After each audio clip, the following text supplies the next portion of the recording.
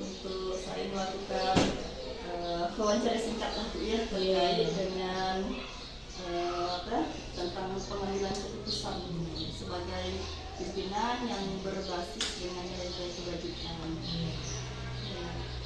Kemudian Ibu, yang pertama, selama ini bagaimana Ibu dapat mengidentifikasi kasus-kasus yang merupakan dilema etika atau rujukan moral? Kalau dilema etika kan misalnya kita yang berkaitan dengan murid, misalkan kan kita udah menetapkan patokan untuk kenaikan kelas sekian hari, tahu-tahu murid kita banyak yang banyak bolosnya, ya kan, misalnya begitu berkaitan dengan kehadiran, berarti kan bertentangan kan dengan peraturan kita yang hadir, kan jadi sebuah dilema untuk kita. Jadi untuk kasus-kasus yang macam gini lah, kira-kira bagaimana Ibu mengidentifikasi kasus-kasus ini? Jadi kalau sebagai saya sebagai pimpinan, tentunya kalau identifikasi seperti itu kan dilihat dari absensi. Biasanya kan guru-guru kalau udah pada menjalankan pembelajarannya, dia tetap ada informasi bagi anak yang misalnya banyak bolosnya. Jadi kalau misalnya pada akhirnya untuk ambil keputusan kenaikan kelas, tentunya dilihat juga dari latar belakangnya, bukan semena-mena sebagai keputusan akhir dari sebuah peraturan. Kemudian dilihat dari latar belakangnya, kemudian tentunya dirapatkan. Jadi dirapatkan, keputusan rapat lah nanti yang kita ambil untuk mengambil sebuah keputusan. Berikutnya Ibu, selama ini bagaimana Ibu menjalankan pengambilan keputusan di sekolah, terutama untuk kasus-kasus di mana ada dua kepentingan yang sama-sama benar atau sama-sama mengandung nilai kebajikan. Jadi kira-kira bagaimana Ibu proses pengambilan keputusan ini kalau kedua-duanya sama-sama benar, macam yang tadi tanya berkaitan dengan dilema, misalkan kalau panggilan kita naikkan, lalu efeknya untuk sekolah. Kalau menurut saya untuk mengambil keputusan yang sama-sama benar, tentunya kita lihatlah apa yang dikatakan, kita prioritaskan mana yang paling dominan, mana yang paling benar, tapi jangan sampai menyampingkan misalnya yang kebenaran yang lain. Ya, kita sama-sama kalau bisa kebenarannya kedua-duanya kita ambil ya, menurut saya dan dia dan mungkin juga Pak dia merasa benar, ya Pak dia benar. Nah, jadi apa ya Bu? Menurut saya namanya kebenaran kan pasti kita lakukan, ya, kita lakukan. Maksudnya misalkan tadi kan misalnya saya benar, jadi yang lebih dominan gitu. Kira-kira untuk Ibu membuat keputusannya tentu dikaji, dianalisa dan sebagainya. Setelah analisa, tentunya adalah sebuah keputusan. Kan tidak bisa serta-merta kita langsung putuskan. Kita analisa, kita kaji, cari jalan yang terbaik lah udah. Analisa, dikaji dulu lah. Dipertimbangkan mana yang paling terbaik. Atau prosedur seperti apa yang biasa Ibu lakukan untuk pengambilan keputusan? Pertama yang jelas untuk identifikasi lah, identifikasi. Kemudian setelah identifikasi, kemudian kita kita analisa. Kalau kita setelah identifikasi, kemudian kita kaji, kita analisa, kemudian mana yang harus ditarik kesimpulan sebagai sebuah keputusan. Ibu anggap efektif dalam pengambilan keputusan, terutama untuk kasus-kasus yang berkaitan dengan dilema etika, Bu.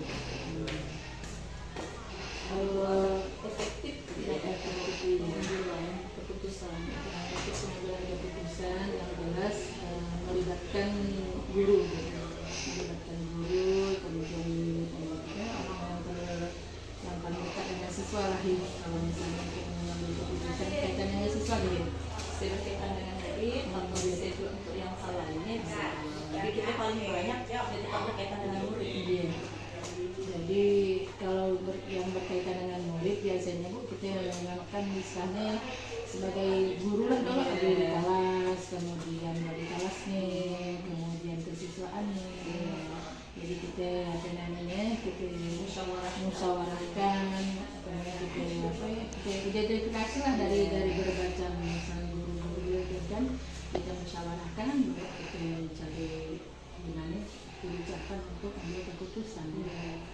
Kalau tadi yang efektifnya, sekarang hal-hal apa saja yang selama ini merupakan tantangan bagi ibu dalam pengambilan keputusan? Ada yang HDT atau rasanya biasa aja, si Anjua tantangannya. Sih kalau saya kadang-kadang yang menimbulkan rasa berat ngambil keputusan, nah kadang-kadang rasanya apa efek dari keputusan dia. Akibat dari keputusan yang diambil ada ke efeknya. Kadang-kadang takutkan ngambil keputusan efeknya lain. Jadi misalnya ada efek yang mungkin efek negatif lah udah kalau menurut saya. Berarti sebuah kekhawatiran dengan adanya keputusan dapat menimbulkan masalah tentunya. Lalu apakah ibu memiliki sebuah jadwal tertentu dalam sebuah penyelesaian kasus, misalnya apakah ibu langsung menyelesaikan di tempat atau memiliki sebuah jadwal khusus gitu untuk menyelesaikan? Kalau jadwal khusus nampaknya saya ada sih.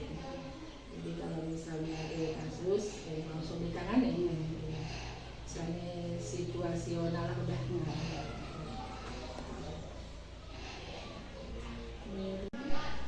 Adakah seseorang atau faktor-faktor apa yang selama ini mempermudah atau membantu ibu dalam pengambilan keputusan yang berkaitan dengan kasus-kasus dilema etika, yang membantu atau mempermudah ibu untuk mengambil keputusan? Untuk dilema etika ini yang jelas ya Bu, pertama kalau kaitan dengan siswa guru, kemudian kesiswaan.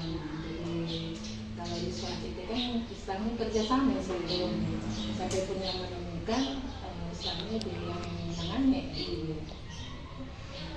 Dari semua hal yang sudah ibu sampaikan, pembelajaran apa yang bisa ibu petik dari pengalaman ibu dalam membuat keputusan? Pembelajaran yang dipetik sendiri seperti misalnya ada kaitannya dengan kenaikan kelas atau kenaikan kelas atau hal-hal lain sih umum lah. Hal-hal yang bisa dipetik dengan adanya sebuah keputusan yang jelas, keputusan yang saya ambilkan kadang-kadang kan nggak sebenarnya apa yang saya putuskan ya disukai lah udah hasilnya. Tapi kalau menurut saya koridornya istilahnya menurut keputusannya ya benar menurut saya ya tetap akan saya lakukan. Yang penting saya tidak menyimpang dari hal-hal yang negatif gitu. Berarti intinya ibu membuat keputusan itu hasilnya berbasis peraturan lah ya. Kalau peraturannya jelas, walaupun ada pro dan kontra, tetap menerapkan. Tidak menyimpang ya. Kalau kita membuat keputusan dan sebagainya, tapi kalau misalnya dia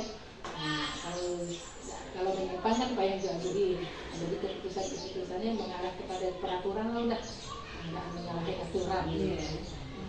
Yang paling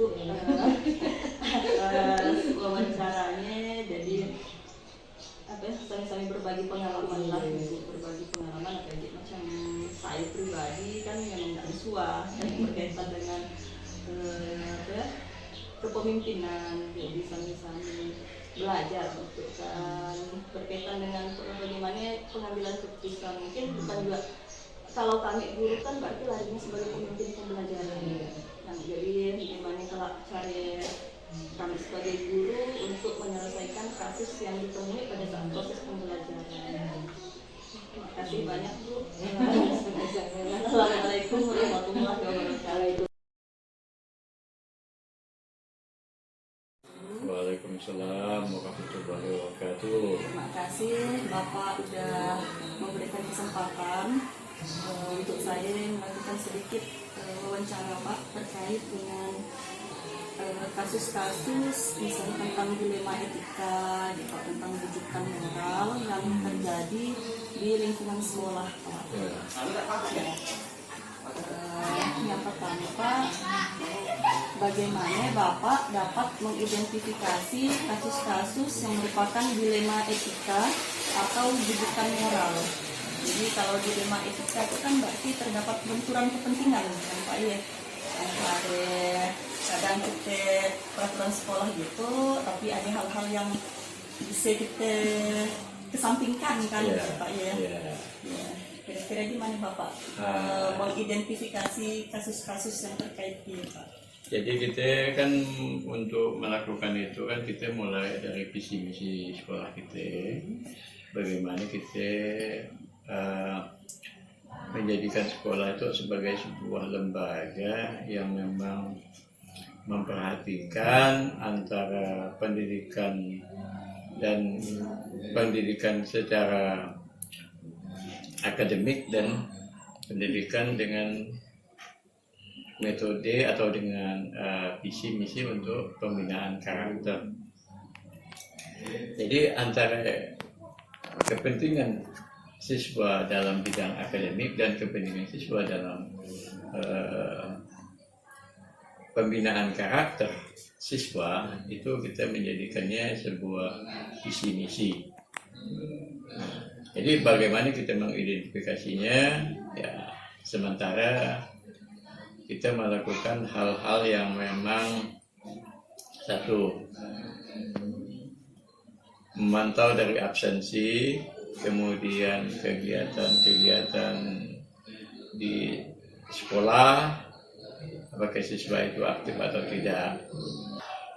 Setelah itu kita biasanya mengadakan interview tidak langsung atau tanya jawab tidak langsung kepada siswa yang memang ada siswa-siswa yang kita jadikan sebagai narasumber secara tidak resmi. Itu kita ambil sebagai sumber data bahwa mereka ini sumber data sebagai siswa yang kita jadikan untuk sampel. Itu aja untuk identifikasi moralnya. Ya. Kemudian yang ketiga kita menentukan arah kebijakan bahwa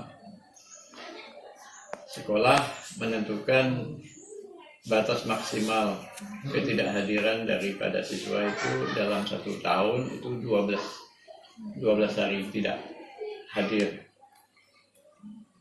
Pak, selama ini bagaimana Bapak menjalankan pengambilan keputusan di sekolah, terutama untuk kasus-kasus di mana ada dua kepentingan yang sama-sama benar atau sama-sama mengandung nilai kebajikan, tapi berbenturan? Contohnya?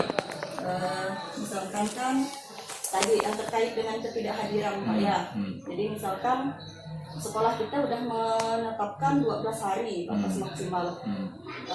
Kemudian pada saat rapat dewan guru seperti biasa kan Pak, tetap ada beberapa yang menjadi sebuah perhatian bersama Pak ya. Kalau misalkan nggak kita naikkan, misalkan nanti kan ada timbul kekhawatiran dari kita sesama guru maupun kepala sekolah sendiri, nanti anak akan berhenti sekolah. Jadi bagaimana terkait dengan pengambilan keputusan? Jadi terkait dengan pengambilan keputusan, tentunya kita membawa masalah itu ke dalam rapat. Ya, ke dalam rapat dewan guru ketika kita menentukan mereka naik atau tidak naik. Yang pertama, atau lulus tidak lulus. Berdasarkan sumber data, kenapa mereka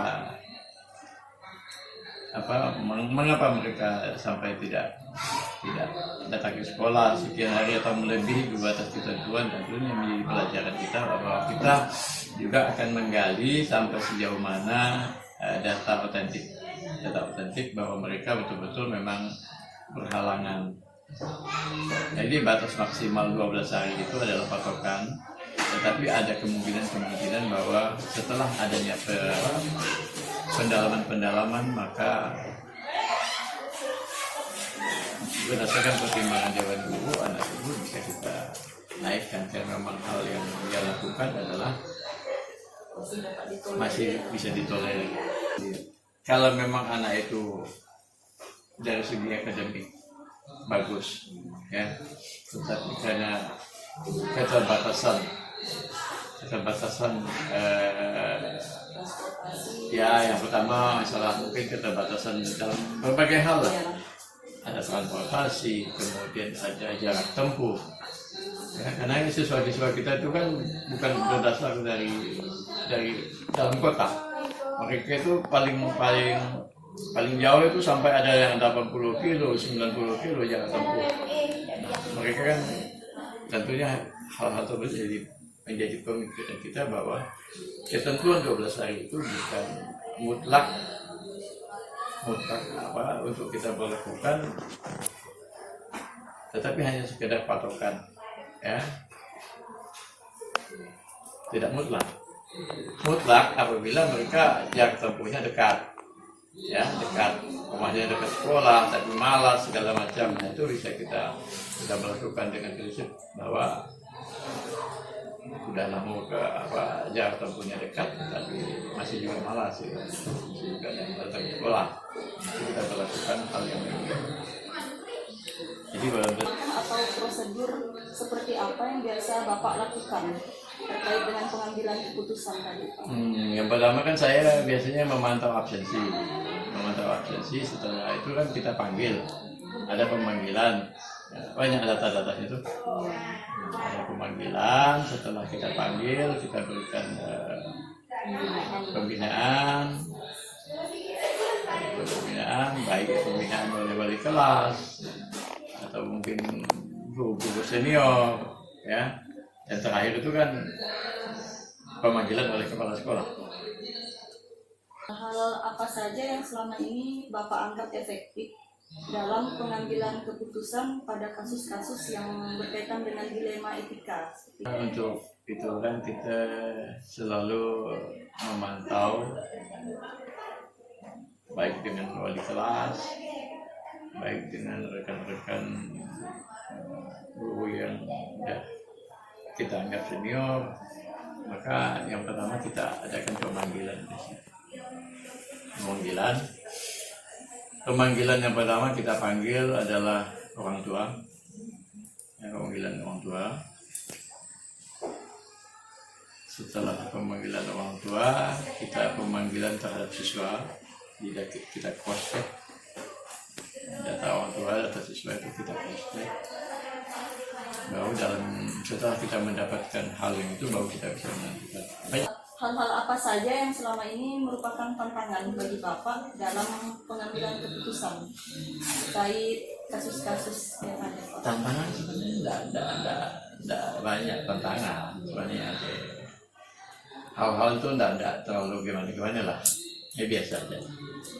Tantangannya adalah antara komunikasi aja. Komunikasi ketika kita menyampaikan ini, ada yang mungkin dari orang tua yang mungkin kena pola pikirnya belum nyambung, jadi tanggapannya beda. Jadi komunikasi, intinya di komunikasi. Kalau komunikasinya bagus, orang tuanya responnya bagus, gampang. Apakah Bapak memiliki sebuah jadwal tertentu dalam menyelesaikan kasus, misalnya langsung menyelesaikan di tempat, atau memiliki sebuah jadwal khusus gitu untuk menyelesaikan? Kalau jadwal khusus saya tidak punya jadwal khusus, karena sifatnya masalah itu kan insidentil lah, jadi insiden. Jadi bisa aja di mana aja gitu. Jadi karena kalau kita rencanakan artinya kita memang udah punya kasus permanen. Tapi kalau memang anak itu bermasalah, saya punya waktu. Misalkan tolong panggilkan orang tuanya siswa hari ini. Menyediakan adakah seseorang atau faktor-faktor yang selama ini mempermudah atau membantu Bapak dalam pengambilan keputusan terkait kasus-kasus Ya yang jelas ya guru? kawan-kawan guru itu kan pasti membantu lah. Jadi segala informasi itu kan sebagian besar kita dapatkan dari dewan guru. Nah, dewan guru, kawan-kawan guru itu ya hanya membantu. Terakhir Pak, dari semua hal yang telah Bapak sampaikan tadi, kira-kira pembelajaran apa yang bisa Bapak petik dari pengalaman Bapak dalam mengambil keputusan? Pembelajaran yang memang gitu ya. Pembelajaran kalau kesimpulannya ya bagaimana kita tuh memanusiakan manusia lah. Kita menganggap manusia itu adalah manusia-manusia terpelajar yang memang kita nggak boleh ngomong keras gitu kan. Kita nggak boleh ngomongin gini gitu. Jadi keputusan yang paling gampang bagi saya kesimpulannya adalah bagaimana memanusiakan manusia.